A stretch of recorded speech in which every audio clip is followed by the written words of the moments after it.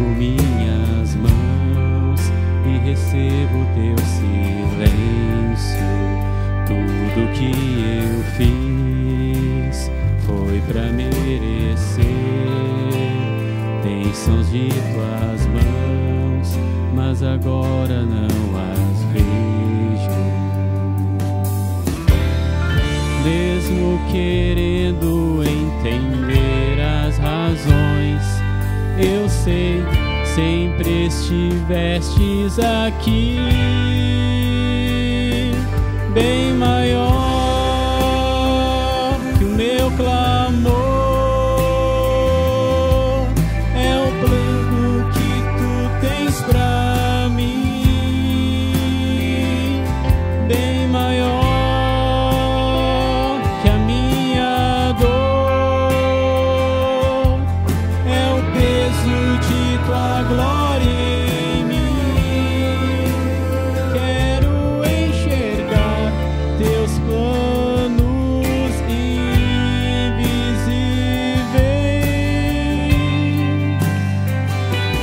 bem maior.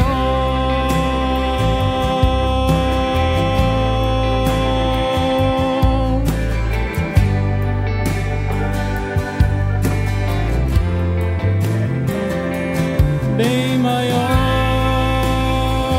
que a minha dor. É o peso de tua glória em mim. Quero enxergar teus planos invisíveis.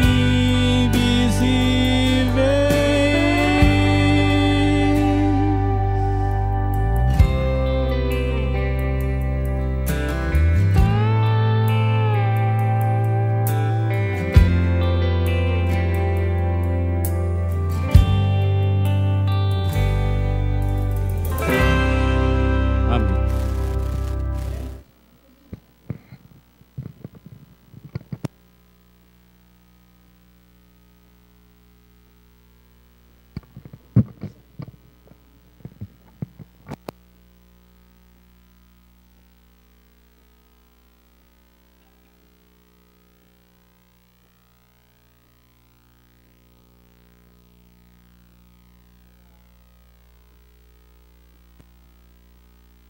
Quero saudar a congregação com a paz de nosso Senhor Salvador Jesus Cristo. Amém? Amém. Tudo bem com os irmãos? Graças a Deus, né? Mais uma vez estamos aqui. Não é só a vitória nossa, mas também a vitória de nosso Senhor Jesus Cristo. E nós deixamos nossos lares para estar aqui prestando um culto ao nosso glorioso Deus. Eu queria pedir que os irmãos que trouxeram suas Bíblias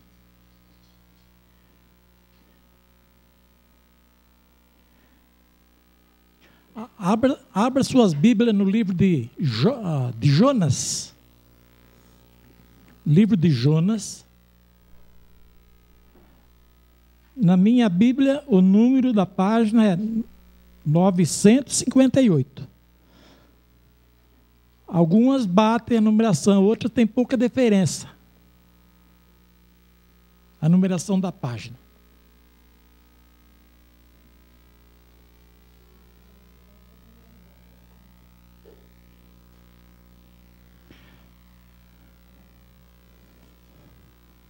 Todos encontraram? Jonas capítulo 1. Vocês deixam a Bíblia aberta, e primeiro nós vamos ver a origem de Jonas.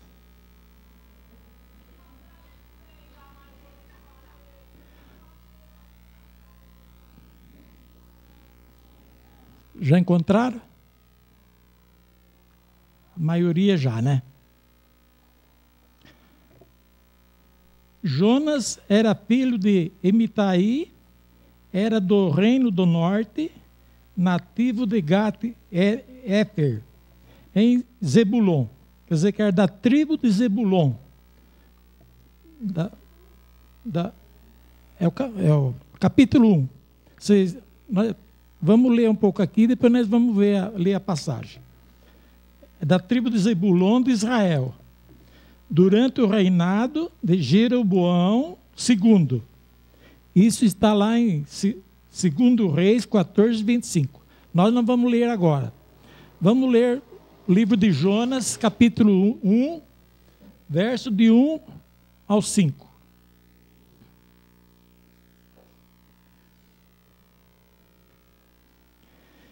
E veio a palavra do Senhor a Jonas, filho de Mitai, dizendo: levanta-te, vai à grande cidade de Nínive e clama contra ela, porque a sua malícia subiu até mim. E Jonas se levantou para fugir de diante da face do Senhor, para Tarsis. E descendo a Jope, achou que um navio ia para Tarsis. Pagou, pois, a sua passagem, desceu para dentro dele, para ir com eles para Tarsis, de diante da face do Senhor. Mas o Senhor mandou ao mar um grande vento, e fez-se no mar uma grande tempestade, e o navio estava para quebrar-se. Então temeram os marinheiros, e clamava cada um ao seu Deus, e lançavam no mar as fazendas que estavam no navio, para o aliviarem do seu peso. Jonas, porém, desceu aos lugares do porão e se deitou.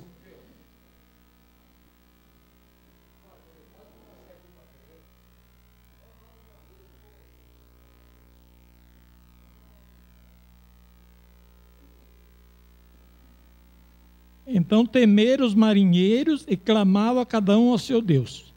E lançavam no mar as fazendas que estavam no navio, para o aliviar do seu peso. Jonas, porém, desceu aos lugares do porão e se deitou, e dormia um profundo sono.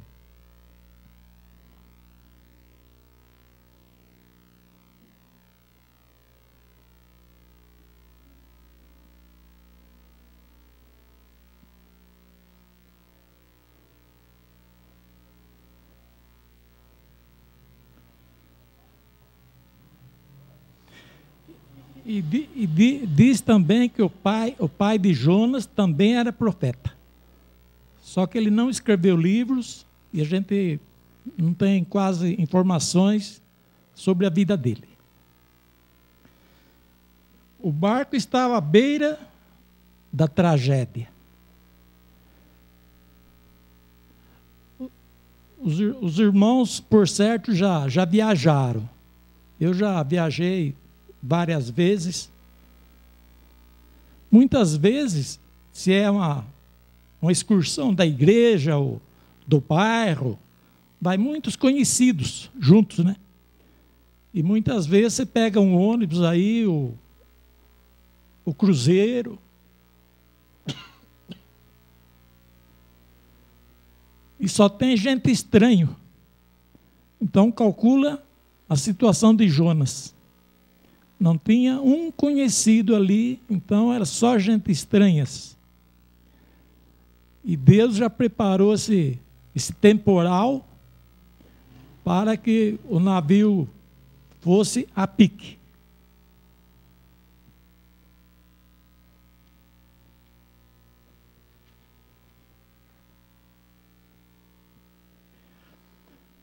O mar enfurecido, ondas gigantescas batia sobre a pequena embarcação. Era só confusão, desespero e angústia. Quem já assistiram o filme do Titanic? Os irmãos têm uma ideia como foi.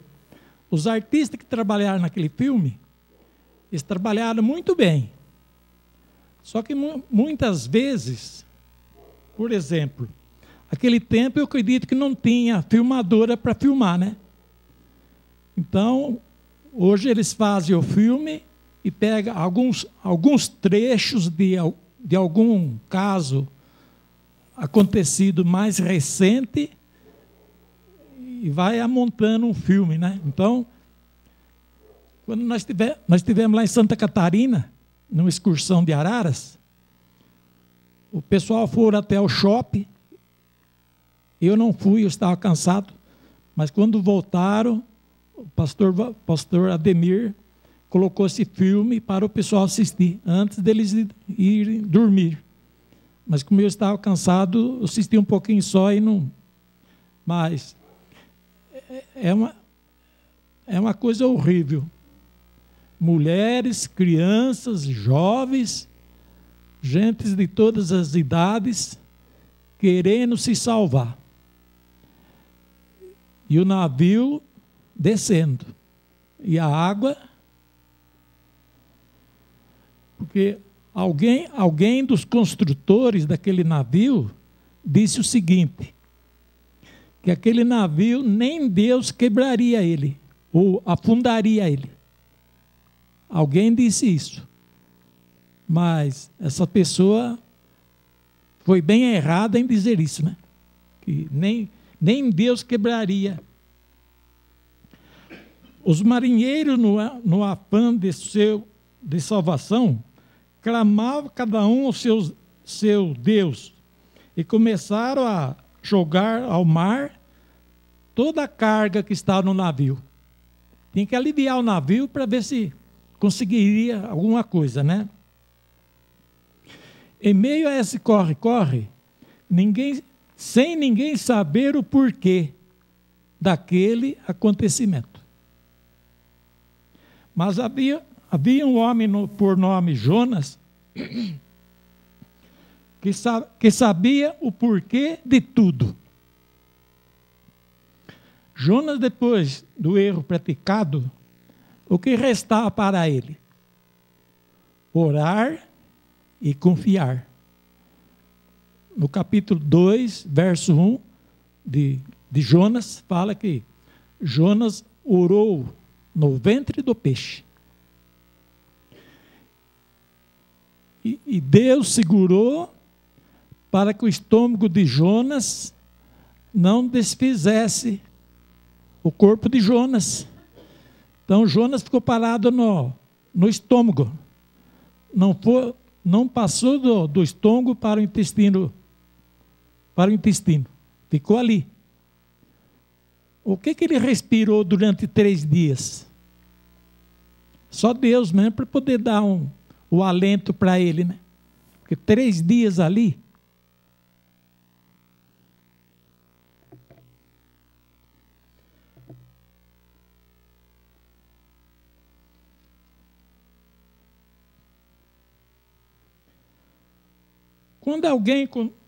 Quando alguém está com um problema sério, será que ele consegue dormir? É difícil, né? Enquanto a minha filha estudava em São Paulo, nós fomos um sábado de manhã para lá, e quando chegamos na rodoviária, eu não consegui achar passagem, fiquei nervoso. Enfia a mão num bolso, não está. Enfia a mão no outro bolso, não está. Abre o documento, não está. Aí tinha uma mulher que me conhecia mais ou menos, ela morava ali perto. Ela falou, fala com o motorista para esperar 5 minutinhos, que eu levo o senhor na sua casa. Rapidinho. Nós vamos de carro rapidinho. Fomos até na minha casa. Quando eu entrei em casa, enfiei a mão no bolso, a passagem estava ali. E lá na rodoviária não consegui achar a passagem. Mas, nesse momento que eu não achava a passagem, eu passei minha identidade para minha esposa. E fui lembrar da identidade, sabe quando? Eu estava na casa do irmão do Ivanil, minha esposa dormiu no colégio, e eu estava na casa dele para dormir, que eu lembrei da identidade. É um problema? Pode dizer que não é, né? Em vista de Jonas, do problema que Jonas estava passando. Por causa de uma identidade, eu passei a noite olhando para o forro da casa.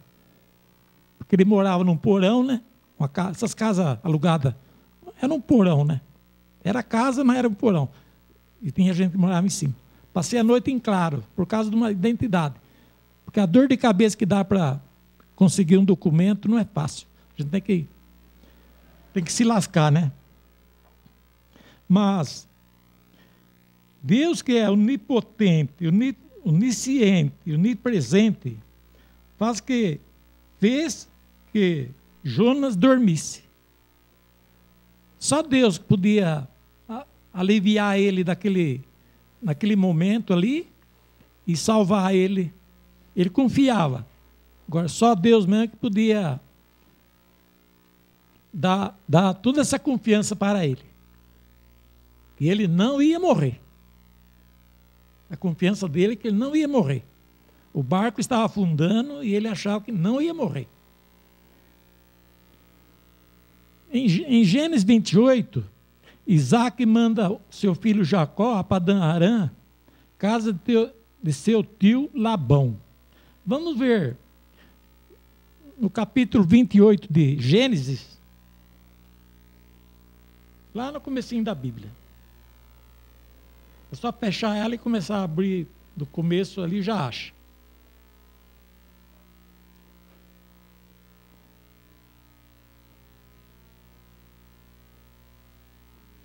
Verso 10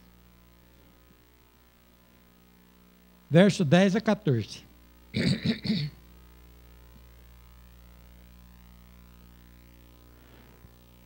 Partiu, pois, Jacó de Berseba e foi-se a Harã.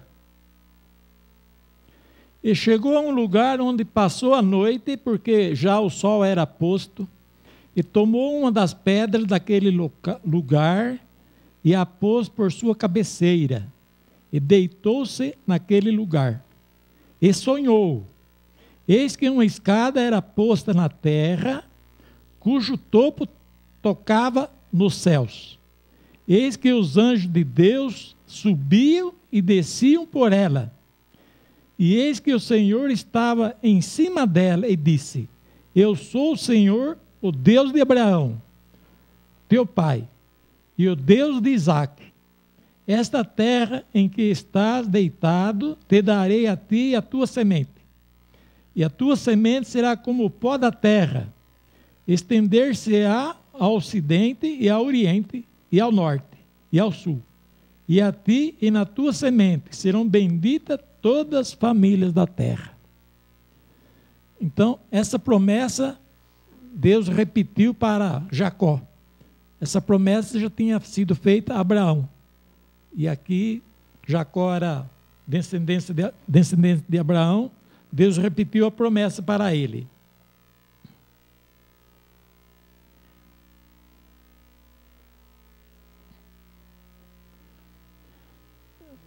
Jacó é uma trilha perigosa, calcula. Onde havia leões, havia onças, várias espécies, né? Crocodilos, cobras, né? De todos os tipos de cobras.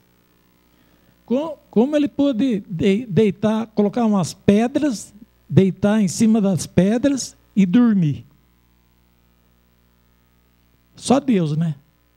Só Deus para livrar a pessoa numa situação dessa. Precisa de fé e confiança naquele que nunca falha. Então, eu queria chamar o irmão, esqueci, irmão Felipe. O que um desbravador leva num acampamento quando ele vai acampar? Porque os irmãos estão preparando para o acampamento, né? Disseram aqui que falta 20 dias para o acampamento. Você podia dizer alguma coisa para a gente?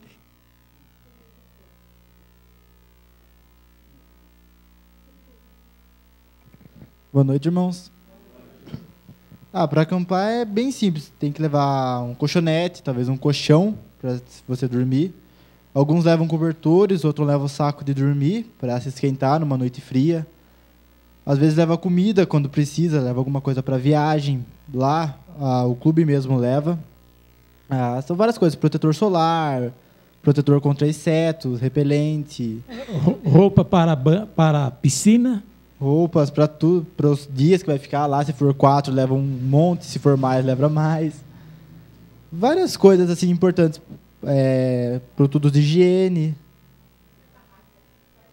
Barraca também.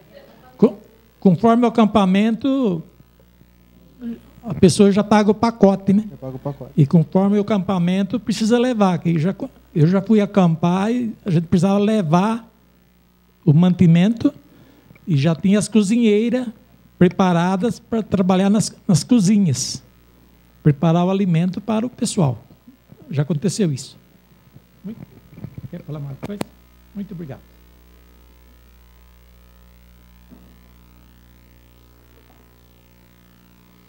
Então, imagina Jacó com uma mochila, né? Um colchonete, sei lá, uma vasilha de água, né? Como chama aquela pecinha que você marca na bicicleta aqui, que leva água? Cantil. Um cantil de água, né? Vivemos hoje os tempos mais turbulentos da história humana. Será? Eu não queria ter vivido no tempo de Elias, tempo de Eliseu, tempo de Isaías, Daniel. Eu prefiro viver agora. Aquele tempo era mais difícil do que agora. Embora aconteceu dois casos aí da Elisa Samu, que ainda está em segredo, ninguém descobriu. Talvez ela esteja num país de fora aí, não sabe se os cachorros comeram. E o Sunaga lá, o japonês. Como?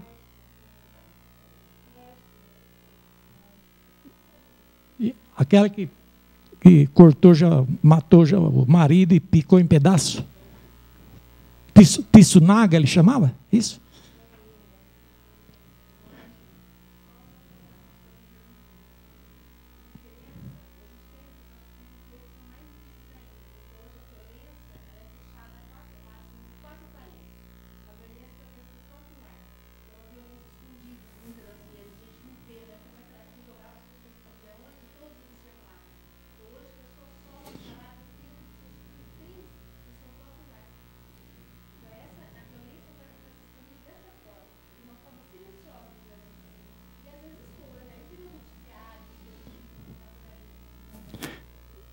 Conforme o caso, né? Aqueles tempos era pior e conforme o caso, agora é pior, né?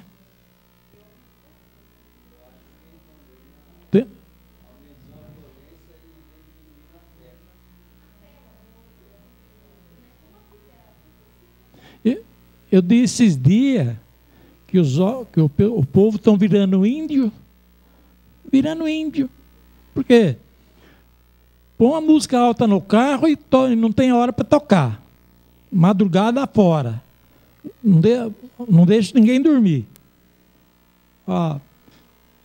Se um der uma freada no carro aí, outro já xinga a mãe dele. É briga no trânsito, é morte no trânsito, pessoas matando outros que não tem nada a ver por causa da bebida, né? As coisas estão... Mas eu escrevi aqui, quando Elias enfrentou Jezabel, quando uma pessoa dá de ser ruim, o filho de Jezabel, Jorão, era rei. Mas ela mandava mais do que ele, né? E mandava mais do que Acabe. Ela conseguiu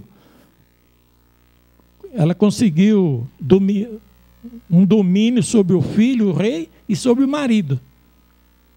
Então, Elias caminhou 40 dias com uma refeição. A Bíblia não menciona muitos detalhes, ela não menciona, né? Mas diz que ele caminhou 40 dias. Depois o Senhor apareceu a Elias e numa caverna e disse para Elias: o que fazes aqui, Elias? O que Elias falou? Mataram todos os teus profetas e só fiquei eu. O que Deus disse para ele? Elias, não é assim não. Não é assim não. Existem 7.000 almas que não dobraram os joelhos a Baal. Quer dizer que tinha 7.000 pessoas fiéis. Fiéis.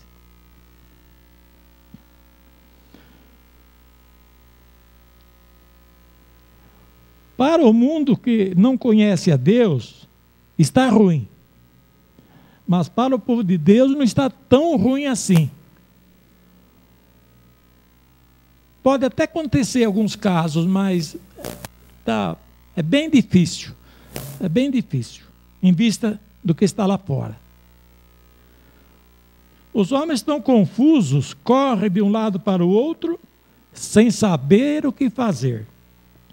Todos estão conscientes de que o barco está se afundando. O barco está se afundando.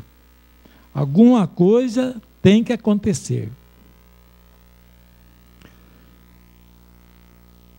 Se preocupam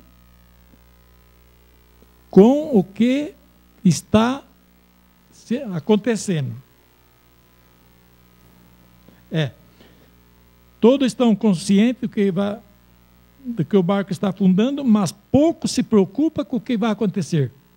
Mesmo na igreja, as pessoas não faz questão se vai indo para a igreja, se vai indo para um piquenique. Eu vou lá vou sentar no banco lá e vou ficar ouvindo. Então não vou levar nem livro, não vou levar nada, vou só lá sentar e ficar ouvindo. Não é assim. A gente deve ir para a igreja, ir armado, né? Mostrar que a gente é um cristão e levar os livros, né, que precisamos. Muitos lá fora chamam a natureza de mãe, porque ela provém tudo o que nós necessitamos para a nossa sobrevivência. A natureza não é Deus. A natureza foi criada por Deus. Por trás da natureza tem Deus trabalhando. Existe, porém, neste mundo, um povo que sabe o porquê de tudo que está acontecendo. Como Jonas sabia que era sua culpa do barco afundar. Ele acreditava que Deus iria, de uma maneira ou de outra, salvá-lo daquela situação. Jonas adorava o mesmo Deus que nós. No livro de Jonas mesmo, no capítulo 1,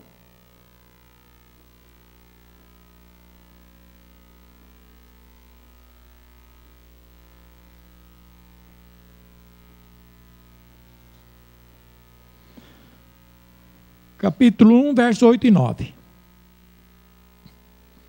Então lhe disseram, os marinheiros disseram para ele, né? Declara-nos tu agora, por que razão sobreveio este mal? Que ocupação é a tua? E de onde vens? Qual é a tua terra?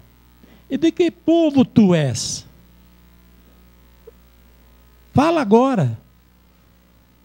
De onde você vem? Qual a sua terra? Qual a sua nacionalidade? Declara para nós. E ele lhe disse, eu sou hebreu, temo ao Senhor, o Deus do céu, que fez o mar e a terra seca. Eu temo ao Senhor, o Deus do céu, que fez o mar e a terra seca.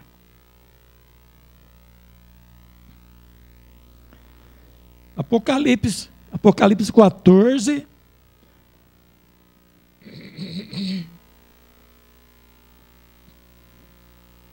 (6 e 7).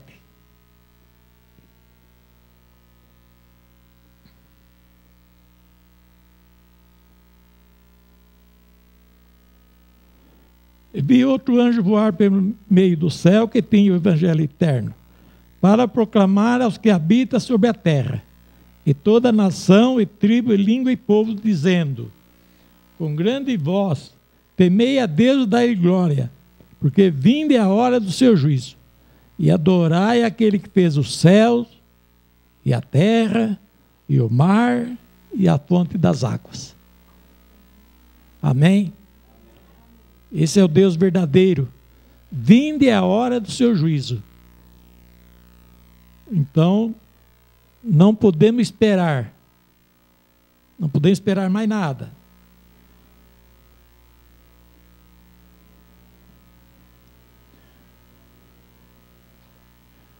Jonas capítulo 1, verso 1 e 2, Deus mandou. Ele não pediu para Jonas ir.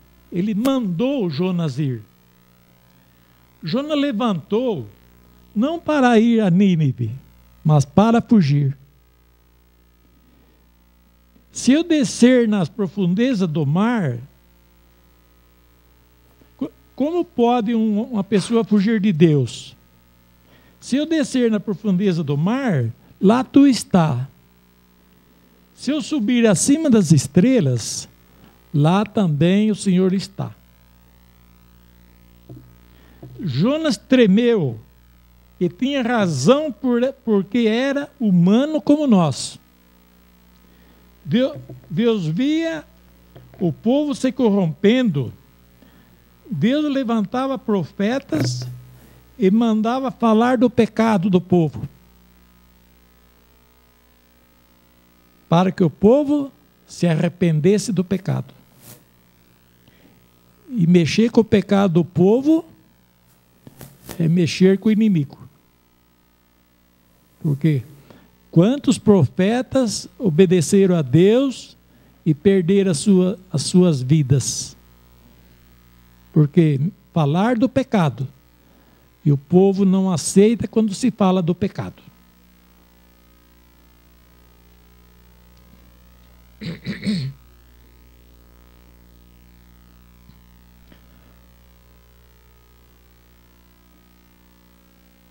Ainda falando de Jonas, foram achados e trazidos numerosos tabletes, não sei se é tabletes ou tablets, assírios, com inscrições de Nínive. A seguinte tradução do documento do reinado de Assurbanipal II. A data desse reinado começou em 884 até 859 antes de Cristo. Então começa com a numeração alto e vem decrescendo. Então esse reinado sanguinário durou 25 anos. Não é que nem hoje, né? Um governo governa 4 anos, se ele for mais ou menos, ele se torna reeleito. Mais 4, são 8, né? Mas ele reinou 25 anos. E o documento dizia o seguinte: eu construí uma coluna na cidade deles, ou seja, na cidade de Nínive, e cobri a coluna com a pele de todos os chefes que se revoltaram. Sempre tem os rebeldes, né? Que se revolta contra isso, contra aquilo. Então ele construiu uma coluna e cobriu com a pele dessas pessoas. Agora calcula, tirar a pele de uma pessoa e pôr numa coluna, e a pessoa viva, não é pessoa morta não, pessoa viva. E tem mais coisa, eu tenho mais de meia página falando do que eles faziam, que eu não gostaria nem de mencionar. Pensou, fazer uma coluna de concreto e jogar uma pessoa dentro e cobrir? Diz que na ponte Niterói, quantas pessoas do norte foram, mas já faziam contrato, né, com a família. se acontecesse qualquer coisa, a família receberia o direito. E já conversava com a pessoa que estava trabalhando também. Mas diz que quantas pessoas do norte ficaram dentro do concreto na ponte de Rio a Niterói. Meu primo disse que era 14 quilômetros. Eu passei por lá, mas de condução não dá para calcular, né? 16 quilômetros? Então, passar de condução não dá para a gente calcular a distância. Mas ficou muitas pessoas dentro do concreto lá. Ele não ia tirar porque não tinha como tirar, né? Dentro do mar.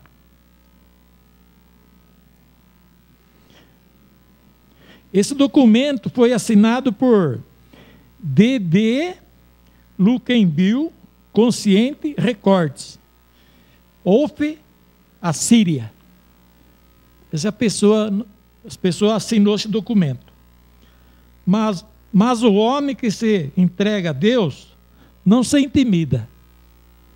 Ele enfrenta a morte e vai até o fim, como foi o caso de Jonas. No começo ele teve medo, mas depois ele criou coragem. Depois que o peixe lançou ele lá na praia, ele pegou o caminho, pegou outro navio e foi lá para a cidade de Nínive. E como eles iam descobrir que era ele, que era Jonas, o culpado? Lançaram sorte. Vamos tirar sorte aqui para ver quem é a ovelha negra aqui dentro. E a sorte caiu em quem? Em Jonas. Ele mesmo pediu que os marinheiros jogassem ele ao mar, para que todos se salvassem. Ele ia morrer para que salvar os outros, porque aí a tempestade ia acalmar, né? Jonas, talvez sem pensar, ele fez o trabalho de Jesus Cristo. Ele arriscou a vida, não aconteceu nada, mas ele salvou a vida dos marinheiros. Foi o primeiro trabalho missionário que Jonas fez. Vamos ver Jonas 1, capítulo 1, verso 16 e 17.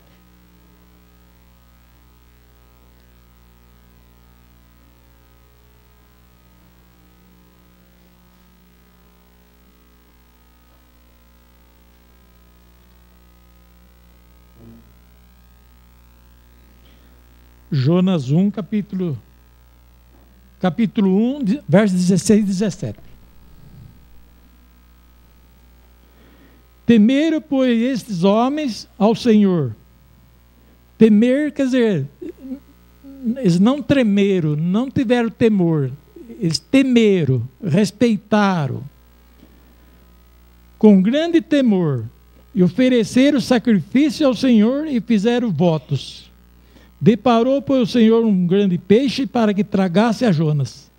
Esteve Jonas 3 dias e 3 noites na entranha do peixe.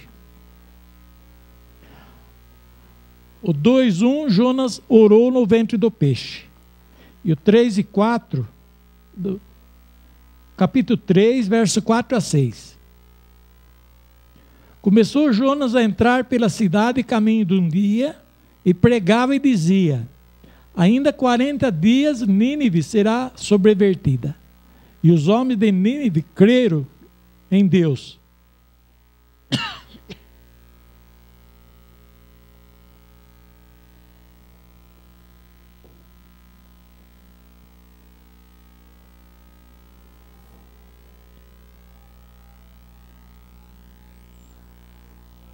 E os homens de Nínive creram em Deus e proclamaram um jejum. E vestiram-se de saco desde o maior até o menor. Porque esta palavra chegou ao rei de Nínive. Levantou-se do seu trono e tirou de si os seus vestidos e cobriu-se de saco e assentou-se sobre a cinza. Vê que Deus não olha só para os pobres, só para a classe média ou para os ricos. Deus olha para todas as pessoas, independente da sua categoria, do seu trabalho, se é rico, se é pobre, da cor da pessoa. Deus não olha para isso.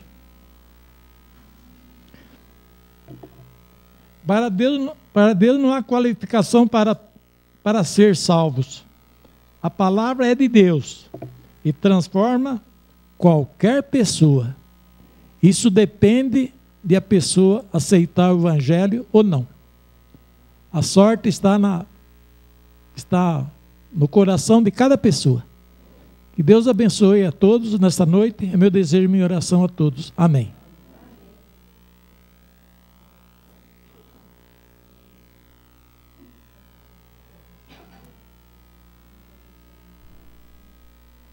Pode ser.